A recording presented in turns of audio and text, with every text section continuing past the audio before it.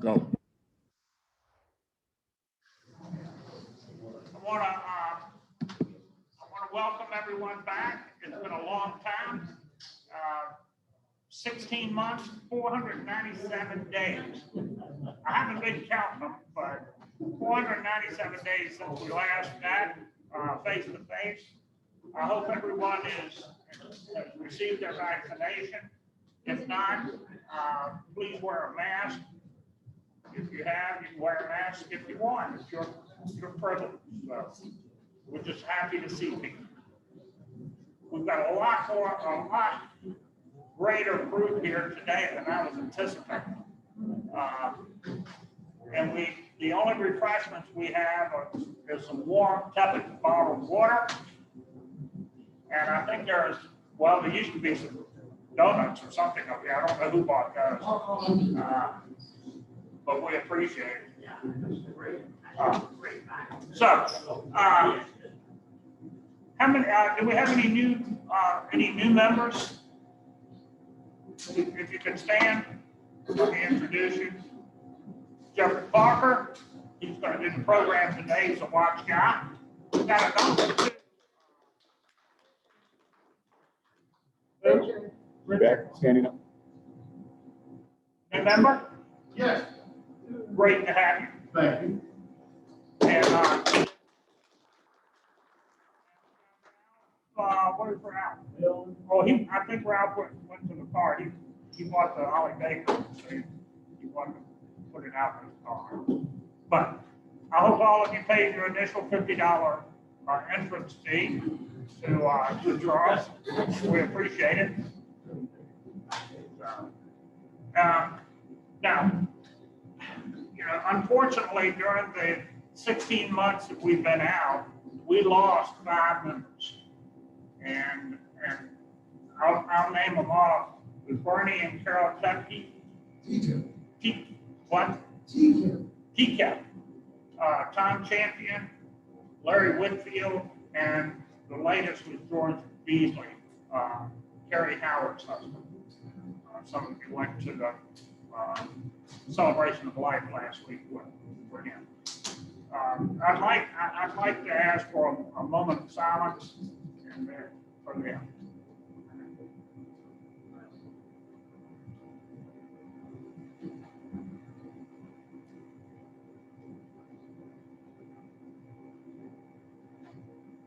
Thank you. Who? I don't know. I didn't get any notification.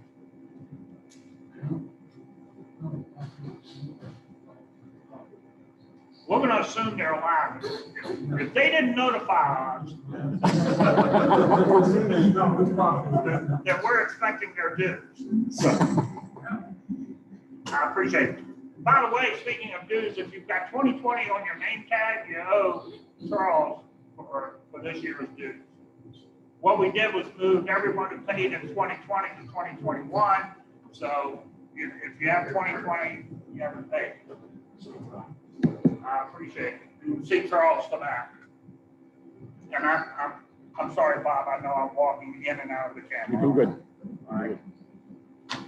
You might mention we have some people with us on Zoom. Oh, that's right. You want to mention who we have? Yeah, we have Pete Schreiner and Bill Johnson, and we had George Waterhouse for about an hour, but he signed off. He's still with us though. Well, speaking of, before we get to George, I want everyone to know that the club made a donation in each of the deceased person's name to NAWCC National. Speaking of George Waterhouse, Mary, can you give us an update? I stopped by the Waterhouse home a couple days ago to pick up our projector, and George is recovering his strength, I guess is the best way to say. He's still quite tired. When I got there, he just stretched out in bed and he was reading the newspaper. So we chatted for a while. So he is well, but tired and still trying to build his strength. So, give his y'all's cards to him when I swing back. And in honor of George, somewhere here, I have a brother.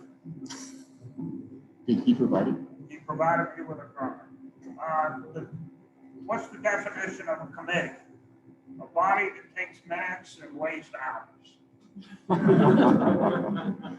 And he sent me another one, but it's too small for me to read. I will not let me read this one. So, but we'll take what we've got, and we appreciate that from George. We can ask a watch guy to read it. That's right. They can see little things. The watch guy's got better This eyes guy right than here. me. My daughter wanted me to tell a joke today too. Okay. So why did the man give his dogs a name, Rolex and Seiko? Why? He wanted watchdogs. That's good. That qualifies. That qualifies. It's a good thing George got off, because if he had heard that, he put it in his index of brothers. We appreciate that. Tell him we appreciate it. We'll call on her next time she's here. So if I could quick mention, this meeting is being recorded like all the others that we've had since we started Zoom, and you can watch it on YouTube. George asked to have it recorded. We appreciate what you've been doing lately, like all the hard work. Thank you.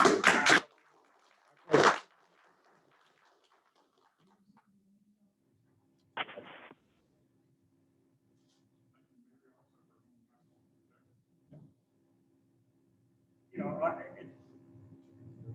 it's easy to come here on Sundays and sit for the meeting and all, but the folks like Mary and Bob, others, Charles, they put a lot of work into this to make our club successful. So I appreciate all that they do and all they've done during this pandemic. Thank you.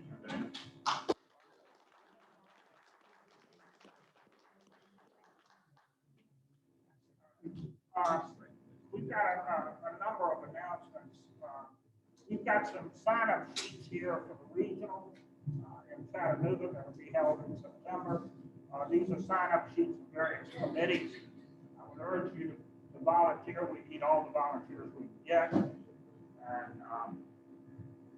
just come up and sign them when you want. If not, we'll just put your names out there. And you can get the sign-up form to off of the national website, NAWCC.org. The registration form, thank you. I couldn't think of it. And I urge you to go out there and do it. Yes, ma'am. Yeah, and I'm giving March here, and my husband is security again, and I just wanted to emphasize that in March, the main time you need help is before and after, so it doesn't bother any of the program. You can go to any program, do all the work. You won't be involved while the work is actually going on or any of the programs. So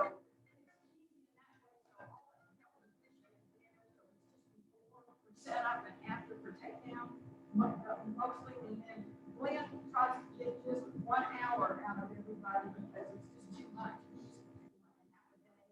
It's too much people don't want to spend all their time sitting at the door, security, or walk around. So he just asks for an hour of people's time. So it's easy. I also want to thank you all for your support with the NAWCC board. So thank you all.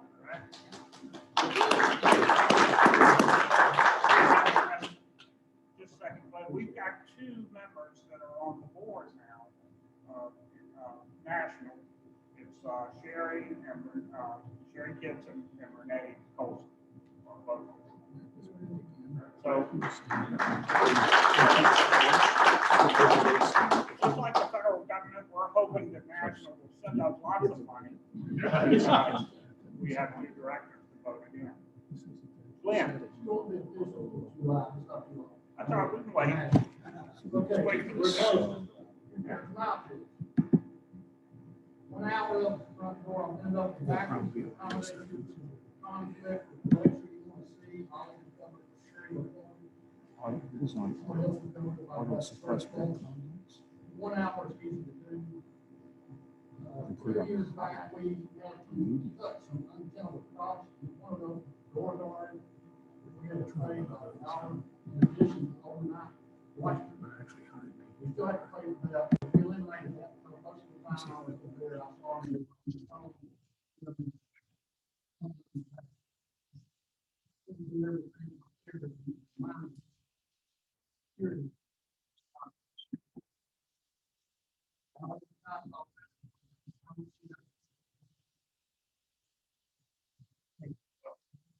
just, you're gonna be there, and like Glenn said, an hour at a time.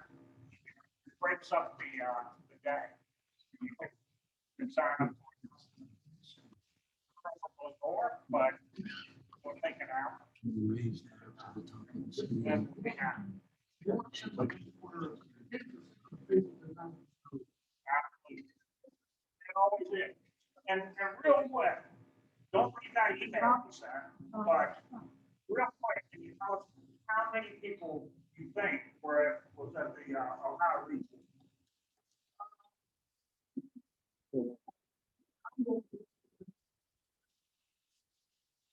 That normal?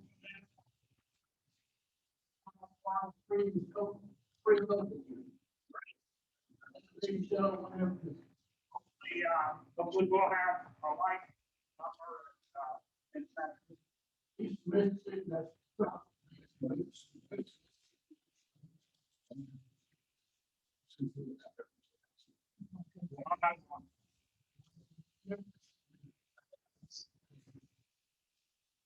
Really train.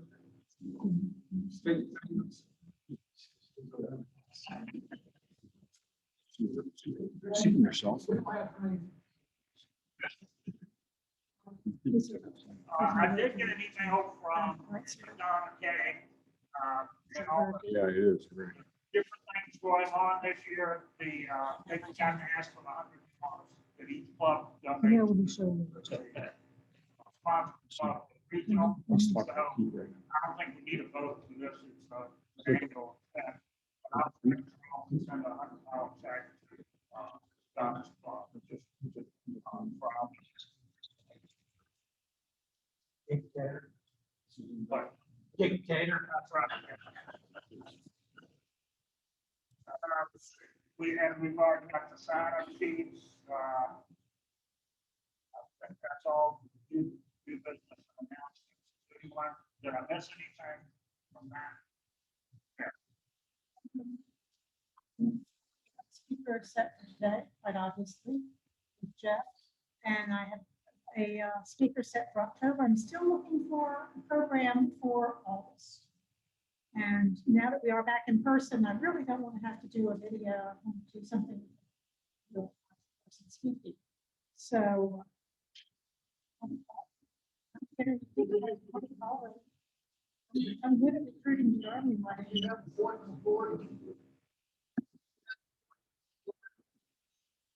Well, I call it volunteering the Army way. So really, I'm serious though. I really would like to have an in-person speaker. If anyone has an idea, please get in touch with me. Thank you.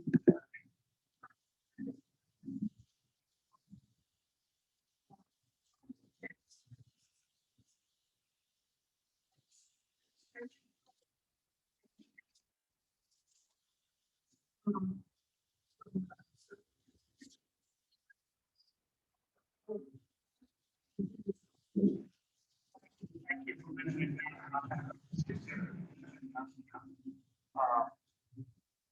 So yeah, send that to Donna and you need Donna.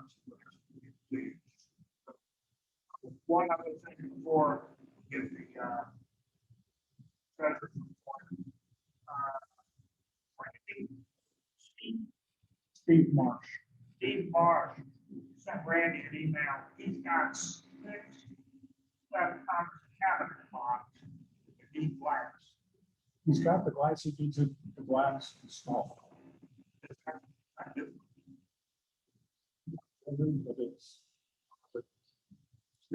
it's like most of it, you're supposed to solder it. Oh, And a lot of people don't like solder.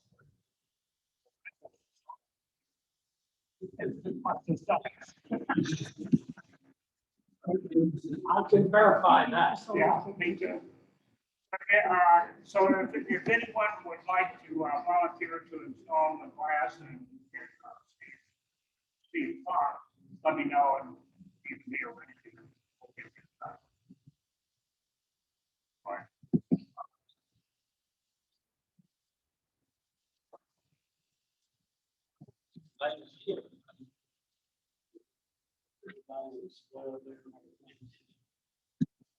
As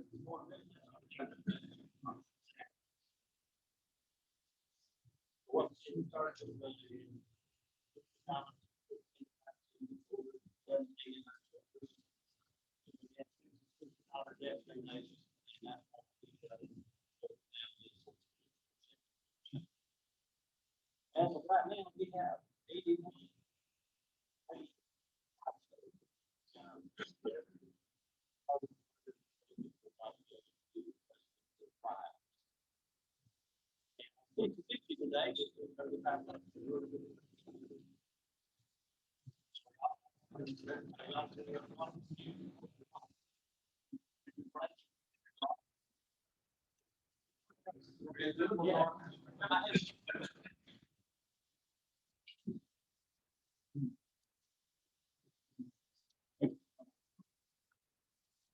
I'll try to get the tickets.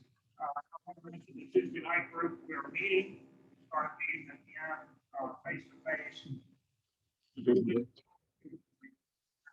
We're meeting at Dick Bear's place, Arbornomics. It's over on, Jimmy Park Boulevard, nice facility. We're meeting there until the schools reopen, I think maybe. So you're welcome to come out, like the farm, we'll break it for you. And we'll Got the address. it's 800. Yeah. It's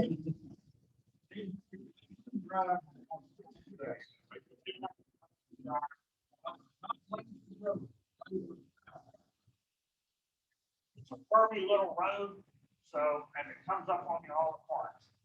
And, be careful when you come around. You ready for the drawing? Good work at that. Have a lot of eye trouble, so can't see the tickets, nobody.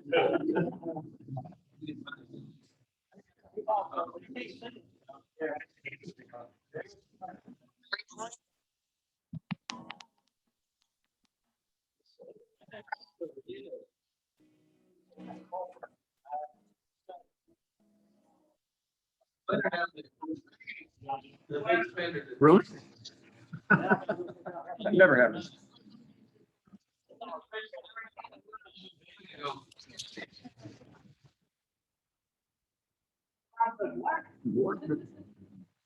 We won once before, it's hard to believe. Donated to the chapter luncheon. We appreciate it. All right. Anything else before we how to do vote? it. It's not. Mary, would you like to introduce us to one of our newest members? It is okay. Okay, cool. I'm happy to have Geoff Parker speaking again. Some of you that have had today on the virtual meeting months ago. Opening watch cases and moving schools. Member. Two chapters in Texas. With Lone Star. And it's part of the Tennessee Express makes the project. Very appreciative of animal response to resident members. I'm talking about watches, right?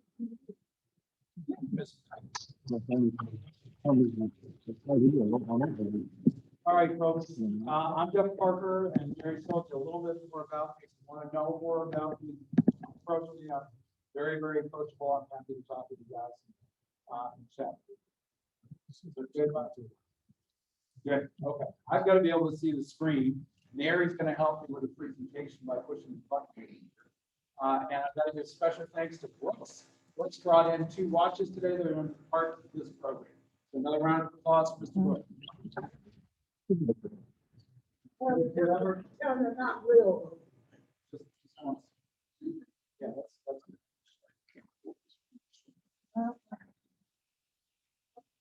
I will mess it up. I don't have a screen, so. Yeah, okay. So a lot of the screens, we'll do that, and a lot of the screens are different parts to them. And Mary, can you try and go back? Yeah, I'd love to if someone tell me how. Back, use the left. There we go. Got Okay. Good. All right, we're going to improvise. If anyone wants to know why I like the expression it takes a village, this is why. Okay, make everything work together. So the first thing I want to talk about is a lot of people contemplate collecting some kind of important watch for themselves during the course of their hobby or career. Sometimes we start off as kids, we fall in love with something, we become teenagers, we spend the rest of our lives looking for something. We're saying someday I'm done. Now, in a lot of cases, that can be true with wristwatches or pocket watches. They're very collectible. They're things that we tend to get very attached to. Sometimes they have sentimental value. So they're the kind of things we spend a lot of time and effort collecting. Today, I brought a bunch of watches with me as part of the program. Normally, this is very interactive. I usually try and hand some of these pieces out to the audience. You can actually experience what's the difference between the real ones and the fake ones. You guys just keep We're motioning. trying to keep you and the Yeah. screen together. Yeah, so I'll probably do that. What I want you to keep in mind, though, is that yesterday I lost power at my house twice. It happened right during the program for the other chapter I belong to, 42. There was this great big noise down the street, and the lights went out about 11:30, and it got hot very quickly. But I had to sort of bail and go hang out in the car for a while because it was close to 90 degrees outside, and it was getting hotter inside. And then as I was wrapping up, getting everything ready for today, about 8:15 last night, power went out again. This time it stayed out until about 1:15 in the morning. Fortunately, I'd gotten a lot of the stuff ready, but one of the things I couldn't do was put my hands using flashlights and lanterns between the safe and the safe room and my workroom and stuff like that on fake watches. So fortunately, the ones that Brooks brought today are all fake. The ones that I brought today are all real. So if I hand out something to the audience, you are handling an authentic watch that is worth at least X number of thousands of dollars. Please make sure it gets back to me in the condition that we give it out to you. Okay? Also, I'm going to welcome people being as socially distant or comfortable as you want to get as close to the front as you want. It looks like we're pretty well full except for a slot in the middle, because if I hold up some of these watches, you're going to want to see. Sound good? Yeah. Cool. Okay. So the first thing is, what kind of wristwatches are there? And most people think there's two kinds, quartz and non-quartz, meaning automatic or manual or hand watch. But in addition, there are some different types of watches. And some of them are really nice. Some of them get into the collectible category. For example, there's solar watches. Seiko makes some gorgeous solar watches that are also kinetic watches.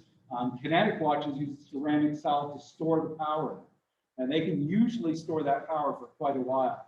The Coutura series from Seiko is beautiful because you can put a watch down after it's fully wound and pick it up again in 6 months, and all the hands will advance to the exact right location, including the date and everything, and it can set in the dark. It doesn't care. It's amazing technology. It's really cool to watch, and they're really nicely made. Attention to detail watches. Then there's hybrids. I love these too. They're kind of combination of automatic and quartz, and they come in a lot of different flavors. You can find them from brands as esoteric as Hush Puppy to Citizen makes a lot of those. Tissot even makes them. That's a Swiss watchmaker. So they're at all different levels of the market, from kind of available to everyman to luxury collectors. Okay, and they're really interesting. One of the more interesting pieces that's kind of had a comeback lately is what we call mecha quartz watches. And mecha quartz are a combination of quartz engines with mechanical movement. So you might buy a chronograph, and the chronograph has a quartz engine to make it go and tell time and a crystal and all, but it has a mechanical movement that makes the chronograph functions work. Pretty interesting, isn't it? That's the VK series from Seiko. Again, it's Seiko or ST Time, and wonderful watches. I support a lot of, well, some independent makers that are what we call the indies, or the small watchmakers, or boutique watchmakers. And every once in a while, I'll find one that I really like that comes out with a really cool watch, or it's got a, you know, something about the Apollo series rockets or something. And of course, I wanted to be an astronaut, but I'm not going to get there. So I didn't win the bid yesterday for, you know, Mr. Bezos' trip up into space, so ain't going to happen. So I have to settle for watches. And of course, we've had some really interesting watches, like all the Omega watches that have been to space. I brought an actual moon watch with me. So things like that will catch our interest and are really fun to do. But those are hybrids. And then last is a totally unique one.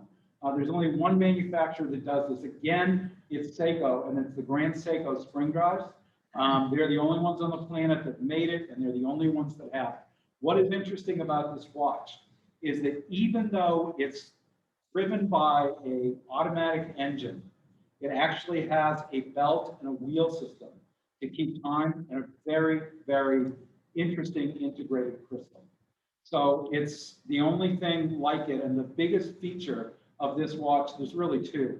One of them is the quality. It's right up there with Rolex or Patek Philippe or Maurice Lacroix or Omega or any of the top luxury brands. But when you watch the sweep second hand on this watch, it doesn't judder. Like any other automatic watch would, it sweeps. It's as smooth as an electric watch. The other thing about it is it's accurate to within about a second or two every 6 months. And these Grand Seikos are very expensive. They're in the same category as a Rolex watch, maybe not the high end, but certainly the mid-grade Rolexes. I brought one with me today. It's one of my favorites. They're extremely collectible, and they're extremely beautiful. Anyone that sees one in person, no question, they're probably going to want one, but the quality is unquestioned. And that's really what it's all about. The engineering and the art, that's what we're after. Okay, so lots of different types of wristwatches. Now, what's in a name? Some of this might be a little hard to see in the back, but hopefully it's not. Some brands are more collectible than others. For example, if I talk about Raymond Weil, it's pronounced with a V, even though it's spelled with a W. Raymond Weil and Bijou Turner, they're not the same. Anybody know what Raymond Weil is? Anyone heard of them? Yeah, okay. Where are they from? Switzerland. Yeah, they're a very well-known Swiss brand. They're pretty much equivalent to Tag Heuer. They're very, very well-made watches. They do divers and pilots and just about everything you want. Very high quality, very popular. They're nice watches. Usually they range between maybe just under $1,000 to a few $1,000s. They're nice pieces. Now, Bijou Turner is a different brand. Anyone know who they are? Anyone heard of them? Anyone ever flown on an airplane? Well, if you flew on an airplane, you went into an airport. And in one of the big airports you've been in, there was a store called Bijou Turner where it sold those watches. And even though they sound very fancy, Bijou Turner, cannot say that means my home. They cost $10. These are absolute kind of what I call politely boutique watches. Some people call them junk watches, some call them Jacorda watches. They're not the real McCoy. Although I have seen people on certain online services try and sell Bijou Turner watches like they are Raymond Weil. It is very important to know the difference. You do not want to spend $1,000 for a $10 airport. Okay? I guarantee you that. Okay, tourbillon is the next thing that is so often misused. A lot of people will see what's called an open escapement, which means there's a hole in the dial of the watch, and you can actually see the escapement turning. And that is not a tourbillon. That's just an open escapement from an open hard dial. A true tourbillon is where the entire escapement and cage turns and measures the seconds. It is what's creating the time measurement in the watch. It's actually the engine. And that's a whole different kettle of fish. Why? It's because if you have the escapement turning, the theory behind this, anybody here an engineer? Okay, well, for everybody else, The theory behind it is gravity is going to act equally on that escapement, no matter what its position is. So it's designed essentially for more accuracy. Patek Philippe has a twin tourbillon, which is well beyond almost everybody's needs. I think the only one I've seen that, you know, would be less than your mortgage is about $120,000 and goes in insurance. So they're that rare, they're all in. Now, the Swiss, about, let's say, early 1800s, mid 1800s, into the early 1900s, did a really good job teaching the Asians, mostly the Chinese, how to make watch movements. So now you can get a true tourbillon watch that is made in China.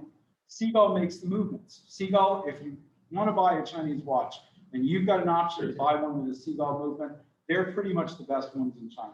They always have been, they probably always will be. Why? Parts and quality control. Still, the difference between a Patek Philippe tourbillon, which is going to last for generations, and a Seagull tourbillon watch is the Seagull will probably last under regular use, maybe 3 or 5 years if you can get that out of it.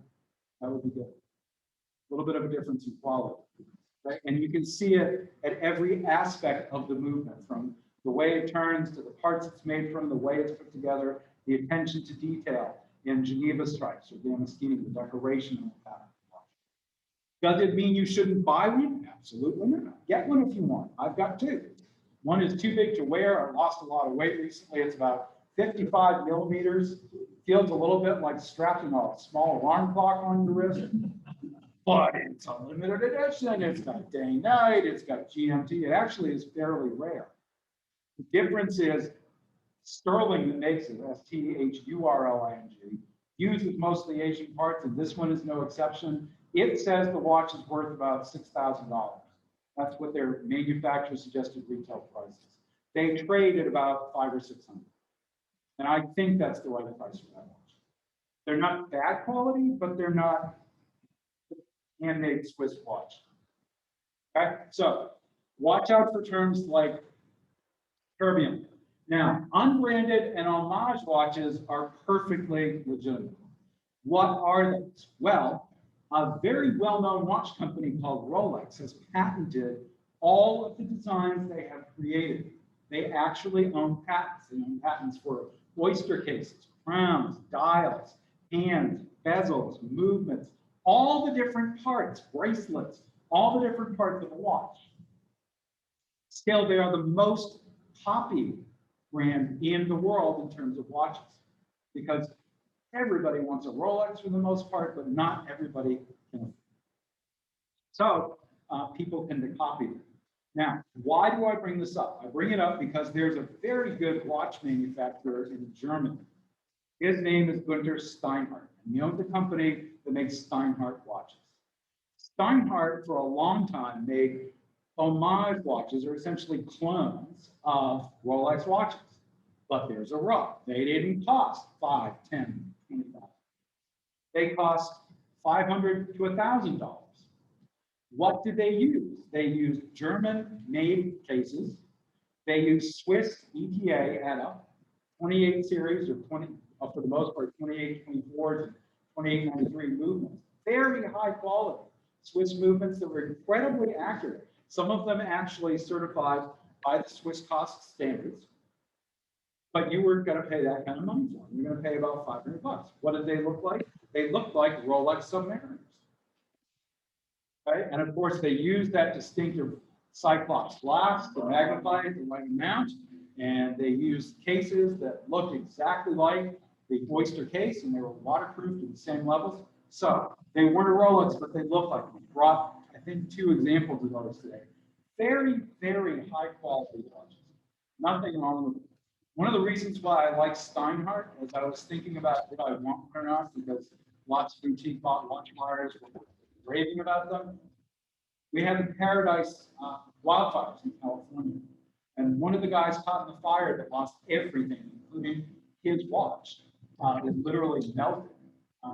Was the Steinhardt, and when he posted that on the Steinhardt forum, Günther Steinhardt, the owner of the company, actually said, I'm going to replace your watch for you. You know, you've lost everything. I can't replace your house, but I'm going to send you. And this guy actually was so thrilled that he managed to salvage some of the casing on the old watch and put the new movement in. What impressed the heck out of me is, where do you find customer service? Where do you find a guy that's that involved with his customer base? And he sells these things all over the world. Every time I have bought a Steinhardt watch, Gunter has personally reached out to me and thanked me.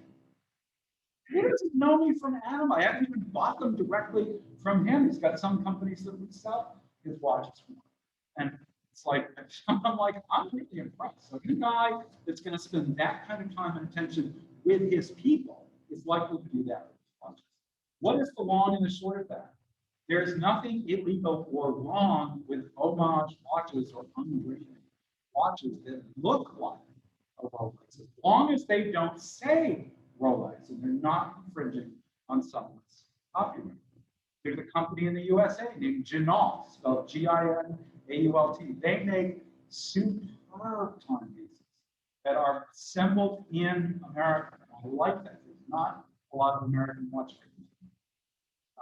Phenomenal. The quality is right up there with Rolex. But again, you're in a $1,200 range, not $1,200. Okay, so you can look around and find these things if you want interesting, high-quality pieces that mean something to you, as long as you learn ahead of time who you're buying from and what it's about, and seek advice from people that have experience. Okay, where did it come from? Are you sure? Hit the next one. Remind you. Okay, there's Swiss. Next. You can just bring down that list: American, Asian, Japanese, Russian, and others. Okay, so why do I bring that up? Because the quality and history of your timepiece is going to vary tremendously with where it's made. For pocket watches, American railroad grade pocket watches were pretty much the best in the world for a long, long time. But that doesn't mean the Swiss didn't make great pocket watches. It simply means that there were different processes for manufacture. So both are good. Asian, well, there are different flavors of Asian. The Japanese make really, really good timepieces. Even the little quartz ones, Miyota, Citizen, Seiko, Time, I think it's Time, I can't remember. It's TMI, I can't remember what it stands for. Makes a lot of really good ones. Those are very reliable, high quality movements. Timex, for that matter. A lot of their stuff was made in the Philippines. Those things you couldn't kill. You could really run them over with an F-150. It might be a little squished, but you don't come. So, different manufacturers in different areas make different types of watches. The Russians make some really good watches. Molina, Holja, Record, Vostok. The Vostok ones that are not Swiss but are made in Russia, some of those are really, really good. Now, for the most part, unless you buy something really high-end, as I examine Russian watches, I kind of think of them like strong like wood. They're blocking tackle a little bit in terms of their engineering, and they ain't fancy. Dang, they keep very good time. So the Russians have a different approach and philosophy to it. They're not trying to create art. They're trying to create efficient, accurate timepieces. So it depends. And there are others. The French make watches, the English make watches, the Americans adapt to watchmaking. Very, very few movements are made in Americans. Very few. Okay, so there are many of them. There's millions and millions of watches out there, but you need to know about what you're buying before you invest. And I'm going to tell you a story in a minute or two about a Rolex that will like. Anybody know who makes Michael Kors watches? Ladies, you've probably heard of those Michael Kors bags and everything. Anybody know who makes them or who owns them now? Have you guys heard of a watch brand called Fossil? They are made by Fossil. Anybody knows where Fossil watches come from? China. They are made in China. They are made in the same factory. They are the same watches as Michael Kors and Fossil. They come off the same lines. Do you know what's the difference? the branding, what they stamp to the bracelet and the dials and the boxes that they make. That's it. But the Michael Kors watches, and try and buy one of those, well, you better hope Macy's is having a sale, right? Fossil, on the other hand, are rarely open. Okay, same one. So you need to know. So here are the main players right now in the Swiss watch game. From the top, we're talking about Swatch Group. They're the biggest. Richemont Group, one of my beloved brands. Baum Mercier is part of them now. LVMH Group, that's Louis Vuitton, Moet, Hennessy, Frank Muller, Kering, Movado, Festina. There's some independent brands. And if you get a copy of the deck, those links actually work and the listings and names of where they are. Someone request them, Bob, he'll let me know and I'll send out the presentation or at least the links for these. Next good. Okay. Do you know who the Holy Trinity of Swiss watchmakers are? Anybody know? You guys can identify at least one of them. Alright. You said Rolex, Patek. Anybody know who the other one is? Vacheron? No. Mary? There you go. Audemars Piguet, Patek, and Rolex. Why? Because they're the only ones independent and making their own in-house movements. Next slide. That's who owns everybody else. So some of these things, I mean, if you start looking at it, there's Hublot and Zenith, Bulgari, TAG, all owned by LVMH. Swatch owns Prado, Union Tissot, Almain, Certina, Mito, Hamilton, Omega, all owned by the Swatch Group. The Fossil Group, as I mentioned, owns Zodiac now. Michael Kors is a big one. Relic, yes. Chaps, name it. Okay, so most of these have become parts of conglomerates. Does that mean you shouldn't deal with evil empire? Just with Swatch Group, Watch Group? Not to me. First of all, a lot of the watches that I'll collect are vintage. So they were made before they were ever part of the Swatch Group. The other thing is, the independent companies have retained, trying to fight their style and their quality and their mission and their vision. When you buy an Omega, you're getting unbelievable high quality timepieces that are drop dead. Don't understand. You're never going to buy an inaccurate Omega when it's not well enough designed or built or researched or following a long line of watches that precedes it. It's kind of like our manufacturers do. Think about it. Ford or Chevy suddenly went to the left-hand turn, started making cars that no one's ever heard of, or people don't like. It was different from everything. Would people buy them? Probably not. I think one of the reasons why Ford just introduced their Lightning Ford F-150 coming out this year, it's all electric, but it looks like an F-150. They did that for a very important reason, so that they can keep that line going. But that is the conglomerates that own the different groups. Now, for those of you not knowing, Tudor is and has been owned by Rolex for a long time. So if you want a Tudor watch, you do own a Rolex, at least in part. All the designs, most of the casing, the crowns, and everything, but the movement is from Rolex. So it is. Did you guys know that Rolex made sports watches? Some of you did? Awesome. Most people don't. Most people think they only make automatic watches. It's not true. And this came to a head because I bought my brother-in-law a Rolex because he really wanted one. He kept buying these fake ones. And it was really annoying. I said, get your own fake. I'll get you one. And I did. And you know what? He didn't like it. No, he didn't like it because he had to wind it every time. And he didn't wear it very much because it was a very fancy, expensive dress watch, right? He said, don't they make one with a back? Joke. But I went out and I found him a 14. And then because I liked it so much, I got it. Now, this is something if you're a watch collector, you have to watch out. I was telling Mary and Sherry on the weekend that my friend Sean, who's also a coachman, great friend and mentor.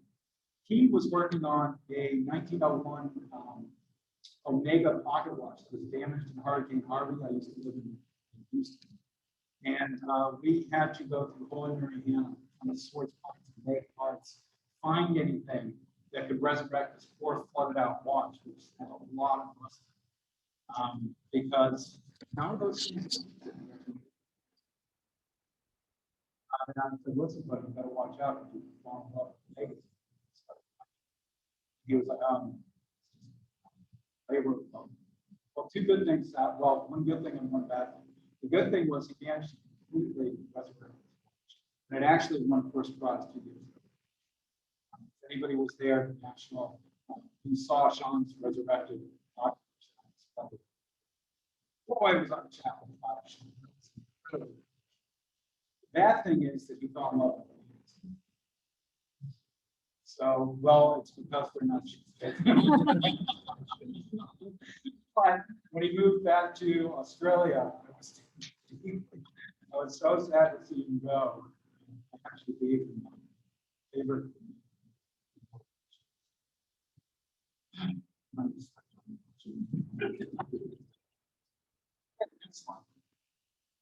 All right, critical questions to ask. And really, it could be true for any watch, but particularly if you're thinking of making an investment in a watch. And an investment means it's more than pocket money, it's more than a holiday gift. It's the kind of thing that you would consider an investment, or you might not be able to afford. You either got to take out a loan or whatever. So for everybody, that's going to be a different figure. But if you are getting into 4 figures for a watch, you really need to go. Nobody likes to lose that kind of money. If you want to do it without asking important questions, my suggestion is wait till Vegas opens up and you can lose your money quickly and easily there. It's probably a lot less hard. Ask questions like, is it keeping time? Is it running? Does it run well? Ask something about the ownership history. Do you know where it's been, where it came from? Are you the original owner, or the second, or third? Do you have any service history for it? That's really important. You're dealing with a 100 or 200-year-old timepiece. How long has it been since it was serviced? How many times was it serviced during this history? Ask the important questions. Look at the cosmetic condition of the watch. A watch, if you're looking at a pocket watch that has a Ferguson dial that there's cracks in it, it's worth a lot less than a Ferguson dial. A watch that has 21 or 23 jewels and is adjusted to 5 or 6 positions is going to be worth a lot more than a 7-jewel watch or even 17. Know what you're looking at. An original Rolex Submariner is going to be worth a heck of a lot more than one that is not original. We're going to pause there for a minute to talk. I have a friend, and he asked me to value the Rolex watch. It's a 1967 Rolex Submariner. And I said, sure. And I started doing some history on it. First thing I noticed was the hands were not original. They've been replaced. Then I noticed the dial was not original. And then I noticed some components of the movement were not original and they've been replaced. In fact, the bracelet was not original. And it had been replaced. And I called him up and said, Fred, you said this was an original Rolex. Oh, yeah. It's only ever been serviced. So how many times is it? 4. Okay. And did you tell them you needed them to keep the original parts? No, why would I do that? So was it original Rolex? Not anymore. It's like, think about it this way. If you have a hammer, the head on the hammer breaks, and you replace the head, and then the handle breaks, you replace the handle. You got an original hammer? No, it's not original Rolex anymore. That makes all the difference to collectors for originality. Here's another really interesting story. I was in my business meeting for Thursday mornings with my boss. I'm still gainfully employed. And we end all our business stuff with talk about. He said, hey, Geoff, do you mind if I ask you watch questions? He says, well, my dad's getting married. Oh, congratulations. His dad's 85. And Mom passed away about a year and a half ago. It's like, the woman that he's marrying is married to a very well-to-do attorney who would buy things at the box. We passed, she found a brand new Rolex Submariner watch from 1972. He had never worn it in the box. I said, are you telling me that she found a brand new, never worn, never used, all the papers, you know, Rolex in that box? Yes, I am. I said, okay, what's the question? He said, well, she took it to a jeweler in town to get it valued. And the guy said, well, you know, this watch was probably $2,000 to $3,000. It was a lot of money at the time. You know, and now I would certainly give you $16,000. So you're going to really, really make a lot of money. And I said, did you say 16,000? And he said, yeah. And I said, slow your roll there. Anybody know what that watch is worth? Something? How much? 50,000? Right? 100,000? What's two or 300,000? You guys are getting more. That is a $750,000 watch. The last one of that age and model that was new in the box went for $750,000. Question: where are you going to find another one? So that means there's two of them on the planet. Whoever buys them said, Brian, you got to tell her to go to somebody that's certified, authentic, that, you know, has all the convenience, providence on it, and can verify them because, you know, it's good. He goes, really? I said, really? No, I don't want it. But you know, at 16, I would have given 20. One of those watches, actually, I'm yelling. Right. Okay, this is a really interesting story. I brought it with me because I thought you guys would like to see it. This is a well, let me tell you the story. My friend Ben from our chapter in Houston walks into okay? Good. My friend Ben, he's a rocket scientist. He was actually involved. He worked for NASA, and he was all through the Apollo program and a lot of the designs. So he really is a rocket scientist. But to me, he's just Ben. Ben always gives me trouble about language and grammar. He's very specific. And Ben walks into one of our Saturday morning meetings one time. And he's got this great big wooden box with him. It's a jewelry box. And he's got like little bowling trinkets and spoons and, you know, kind of rotor chains. And he's got a handful of fake Rolex watches in there and a bunch of junk. And he wanted about $800 for this jewelry box because he bought it at a flea market from a lady to take it off her hands, and that's all he wanted. Now, there were some nice things in there. I found 23 dual movement wristwatches that were really high end. There was a Bulova astronaut watch in there. I mean, some of the stuff was really nice, but nobody there wanted to take a bite out of it. And there was this drawer full of fake Rolex watches. They're obviously fake. I mean, they weren't even good things, they're terrible things. And in amongst them was this watch. And I looked at that watch, and I picked it up, and I put a little bit of wine on it just to see what it would do. It started running. And I looked at the back, and I said, may I open it? He said yes.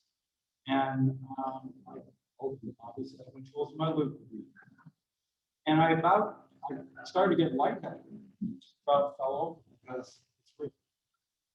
That's all the problem. And I said, Ben, this one's real. He said, well, I don't know. I can't authenticate it. I said, Ben, I can authenticate it. I got the papers and shots to prove it's real. And I said, how much do you want for this thing? He said, $800. I said, Ben, I can't do that. It's worth a lot more than that. He said, I just want to do it. I didn't kill you, but I'm like, no, Ben, it's friends. I don't need you to give me $800 in the stores. He said, Final offer, I mean, I'm going, please, Lord. But I tried to pay more, would not take it. So I bought the whole one. Took it back to my shop and about, I don't know, $2 flat on clean oil, adjusted, authenticated right down this through. So it's 10 karat gold, it's not 18 or 24. But it is a Rolex phenomenon. So it's worth it. You don't get those things happen. And my God, I couldn't believe that nobody would step up to the plate. It's like somebody should. Now, by the time I left the meeting, the bolo was gone too, the pocket watches, the movement.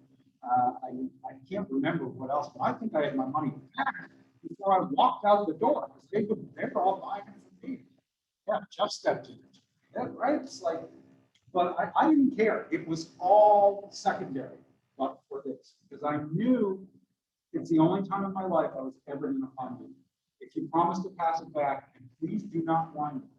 I'd rather not have that on super high.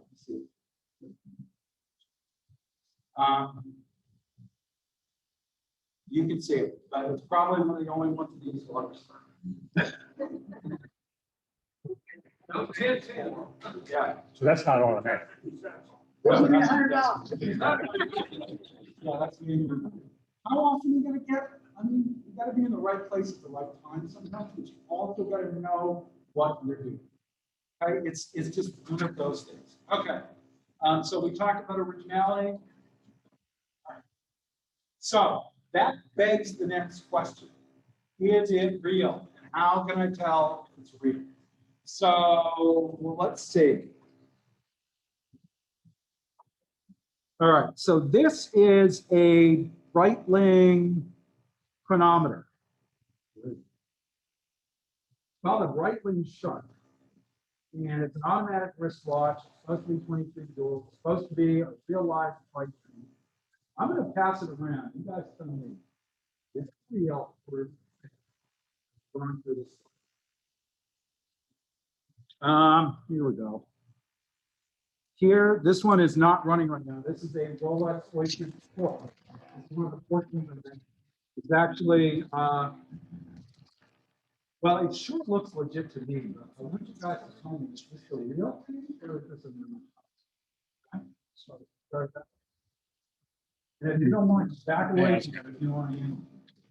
Now, as we're passing that around, and you think about that watch, sending around, here's one that Brooks gave us. We know this one is not real. Okay? Tell me when you handle this, why do you think this is not real? What do you do? Huh? Okay.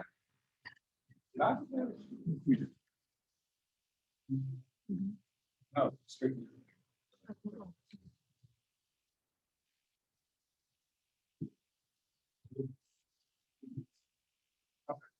All right, how can I tell if it's real? Why is the $7,000 Rolex only $150? If you buy a $150 Rolex, it's not real. Right? There's something unequivocally wrong with it. You don't find them at that price. Even I, for that whole jewelry box, had to pay a lot more. Good knockoffs, good fakes.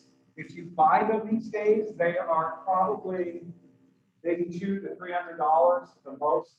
They could be half for less than 100. Decent ones are 150. Problem that the market is experiencing right now is that whoever is knocking them off, granted, most of them come out of China, we know that. I'm not saying anything about the Chinese, I'm simply saying, you know where they come from, have gotten so good that they will now copy the patterns on the new piece that Rolex uses. They use ceramic bezels. They copy the crown. They usually get the meanings of the crown wrong. They are still getting the crystallization wrong. Rolex has changed it. They make mistakes with the serial numbers, but the movements, they've started putting purple wheels into the 312 box, changing their bridging and manufacture. You must know what you are doing to be able to identify a real one from a fake. You've got to be a professional. There's so many good, bad ones out there. We call them super, because they are. Because it literally takes sometimes a microscope to tell. You know what the big tell is these days that I use? The tip spring. If the spring they use is a Rolex spring on the top jewel of the balance, then it's probably Rolex. But the Chinese haven't gotten that good. You cannot copy the fact to Rolex springs that they are using exclusively at this point. Timing it is sometimes a giveaway. There's lots of other things. More than anything, if you pick up a Rolex Oyster Day watch of any flavor, and it feels like it's so lightweight it can fall right on your hand, it's probably not real. Okay, if you pick one up and go, whoa, well, that's probably a better shot than you. Just from the weight alone. So Brooks handed me one of these things outside the you know, put it in there. Yeah, feels like most what's inside is plastic. I looked into face of Rolex, Omega, even Patek, Balm and Mercier, one of my favorite brands, that are ridiculously good. They're so good, I've almost been fooled. I really had to open them up and find the discrepancies. And I've been doing this for quite a while. I really am. Taking classes and certified and all this. And it's still possible to get because they are getting so good. Plus, sometimes they're making Frankensteins now. Will actually take real Rolex cases. And it's unbelievable what they're doing. They get stuff every day and every week. I've had really good stuff. They're real. And part of that is that Rolex is a very tight lock on their authorized distribution network. People watching from outside the country. The Rolex watch. Okay, so be aware of that. Be aware of it. You could be wearing it. A lot of cases they're going to charge you duty on it. If you buy it, it's real, but in most cases, you have a boxes with you. They can talk.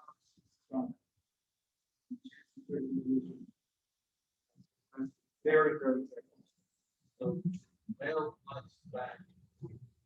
That's a very good idea. In my case, for the one that are getting into trouble with like lawyers, I actually bought it from Rolex. I was going to be Josh Barnes, who told me to bring my love to that. So I was working for the British government at the time. I had some pilot friends. And bought that. Boxes. Guess what that held up? The boxes. When I did get it.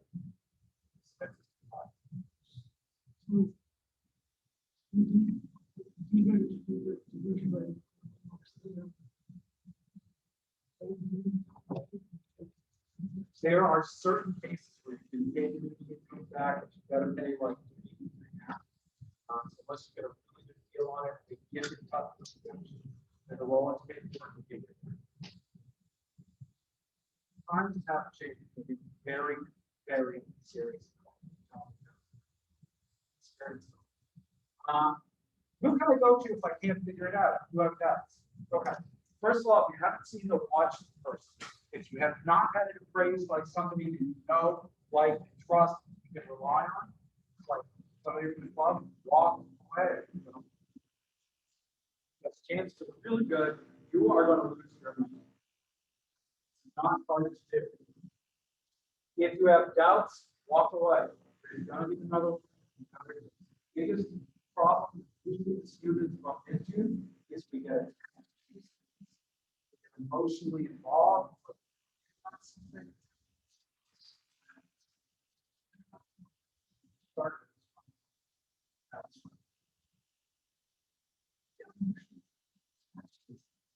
What's going to happen to you if you don't have this next treasure and you actually don't spend that $5,000?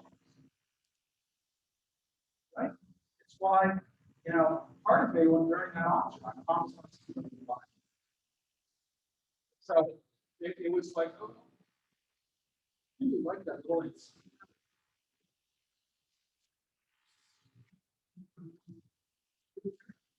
something to me. The difference is you've got to have knowledge and experience. You have to ascertain that what you are investing in is what knowledge, experience, skills, the best tools. Adam Harris is one of the best people in the world for is it replica or is it real? That's what I got my training. It's a specialized course. I actually did mine at headquarters for the NAWCC a few years back in Colombia. He is a fantastic instructor. He still sends out the updates. I can't tell you how many super fake watches I have sent to him to identify or to use in the course. We'll be able to learn from this. People get them to me all the time. You know, it's like, do you want this? Yeah. Do you want this? I'm like, yeah, sure. I can use it to show you. Okay. So consider the course.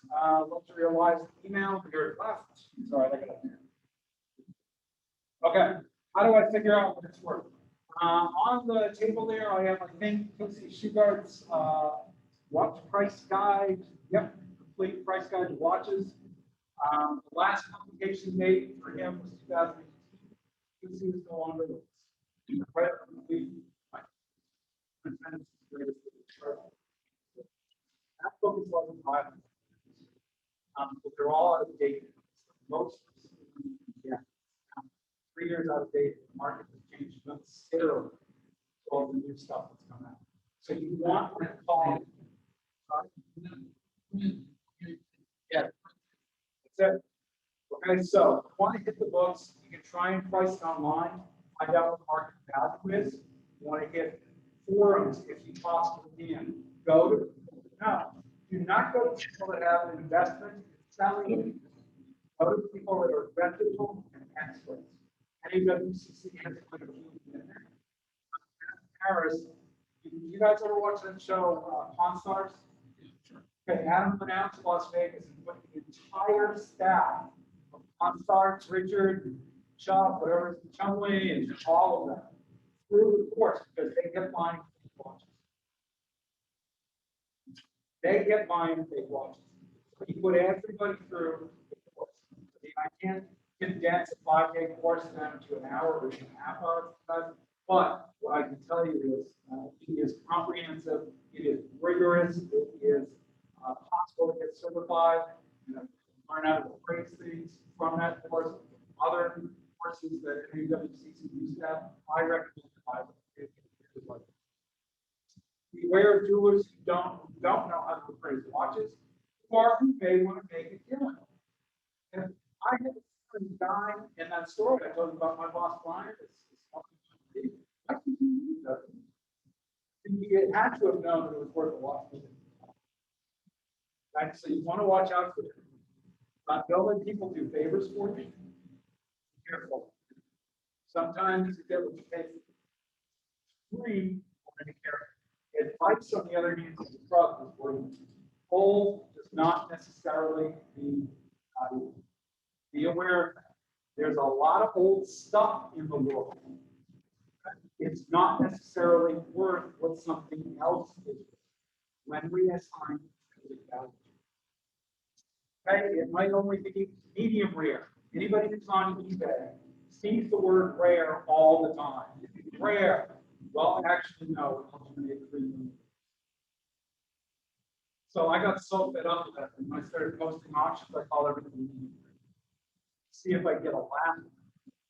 It was bugging me so much. No, it's not. How many hundred thousands of these did they make? It's not.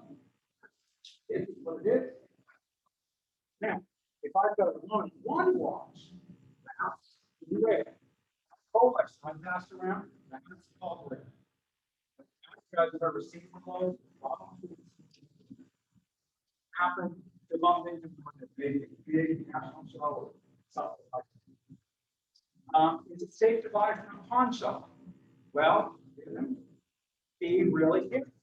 If you see something like you know, Jules Saunier pocket watch that, you know, timing the minute and a quarter hour and the hour and solid gold, you know, it's running right and everything. But factor that nobody sort of we didn't have that here. roll, movement. I bumped into one of those recently. The guy, good friend of mine, who I trust.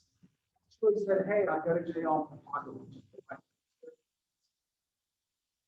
And it's been a repeater. From him. He said, I don't think it is. I said, I'll listen to it. And he actually took a video of it, and sure enough, he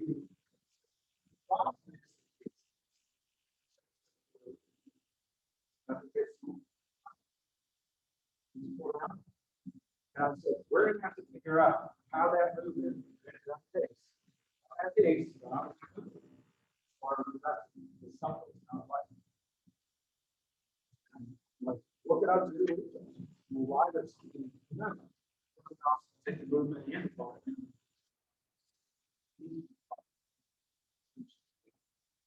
So people can get fooled into the real stuff. The answer to is the same like pawn shop, you've got to be really careful. Again, seek advice. Don't get make sensible, financial, intellectual, judgment, decision. Gentlemen, if you're married, doing this. Well, this one, okay, or find whatever beats, but you're going to be far better off if you actually spend more than you promised you would, and you get something legitimate out of it. You just drop $5 grand, and it's worth it all. That's easy. All right. Using your authoritative sources, proper authentication. We talked about that. When I talk about authoritative sources, more than just the price watch. There are other online resources like very authoritative with what's actually doing. Apple watches for watches, there's different watch books out there, market courses, Sotheby's all have auction records with what are things going for.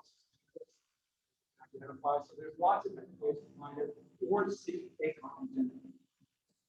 Anybody got any questions I didn't cover yet? Get which one of these is real? Did I get them back? Take Brooks. I got the what do you think, guys? Right wing is real or fake? Fake? Real? Real? Show of hands. Who thinks real? Some of you guys aren't sure. Okay. Why do you think it's fake?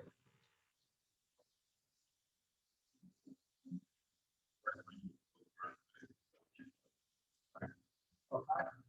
He thinks the back. So he walked away from it. Anybody, why do you think it's right? Oh, shit, you got nothing but real watches. Yeah.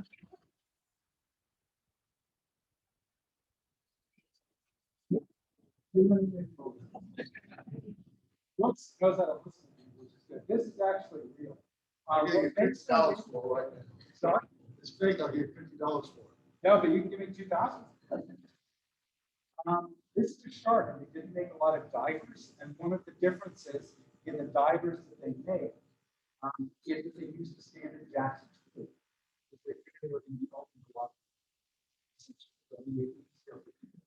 Look at the lactic I brought, and I brought that as an example of the divine watch. It should be in its inner outer box, and its sleeve, have its barcode matching, and it's got its cost certificate with the matching serial number. That's a brand new watch that is in a bright box because it's got everything well. You know it's legitimate. So that's an example. What about the date just, the oyster quartz? Real or fake? Fake. Fake? Why fake? Fake of it? What do you think? You agree? Finish the van feels cheap. Wow. Okay. Guys on the ball. Who else? Anybody? And he's now influenced by Brooks. He's trying to figure out. That's what we just Is that heavier? yes, this is a heavy one. Yeah. Could be. Could be real. Yeah, this is a $5,000 ticket. This is actually original. It has never been in for service for the parts that we place. Service. I've got to replace the battery. One of the ways you can tell if the watch is original is something I brought with me. Here it is. It's this little guy right here. It's an infrared punch that shows you ultraviolet, almost like police use. If you shine light on and it works, you would see that the lume on the dial, both hips, and the lume on the hands, all is the exact same color, same tone, same density. So especially when you are looking for an expensive watch, bring up the watch. If you see differences between the dial, the bezel, and the hands, not original. And if it's not original and you're looking to buy original, walk away. And this has all its boxes and papers with it. I just didn't bring it because same problem. It was dark out and I was on step.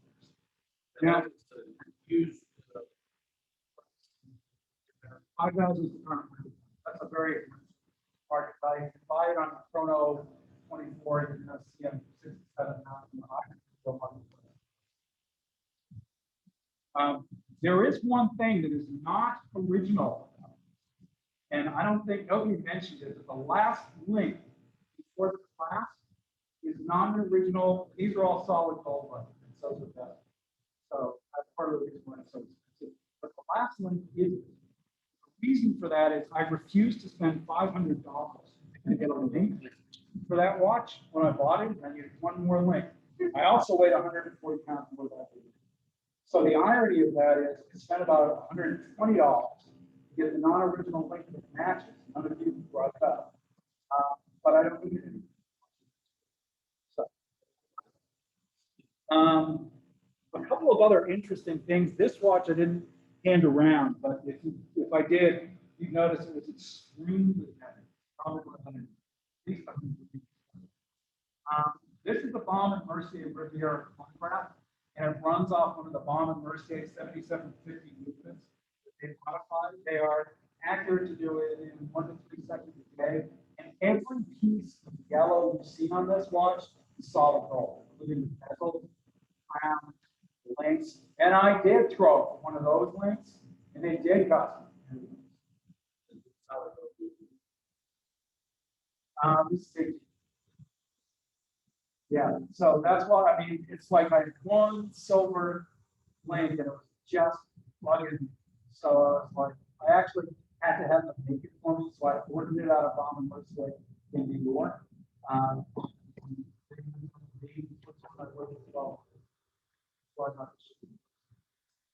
Which one they charge in the US?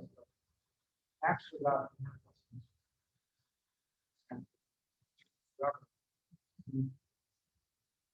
yeah. And by the this is about $7,000. Oh, Yaki went. Yes, sir. My cards are holding up the back corner of the projector, at least they were up in your card, or right there. There's my phone number, that's my mobile, or my email. Bob's got it on the video, and send you the deck, or just approach me in the room.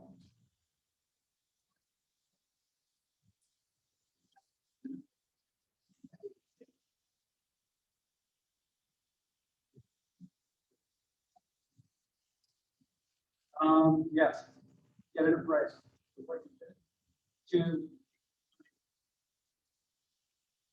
When's the last time you wore it around? Yeah, don't even mind it. Get it to a authorized or a good watch maker. Have it looked at, you adjust it. It just needs an overall.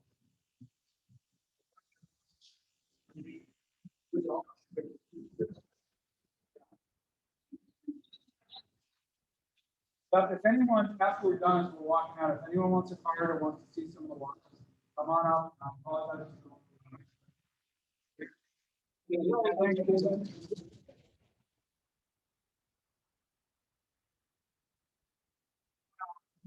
come up here and manhandle Geoff Parker.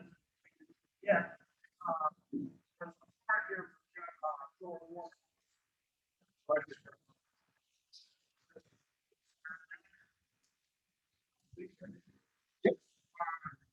Any other business?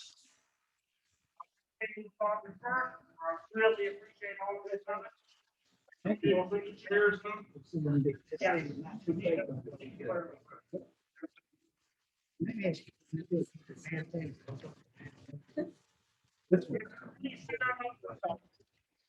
That one.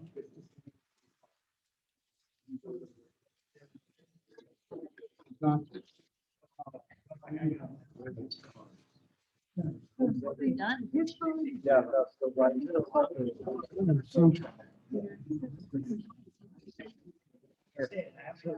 Sign off, Pete. His business cards. You do a great job. You gonna sign off?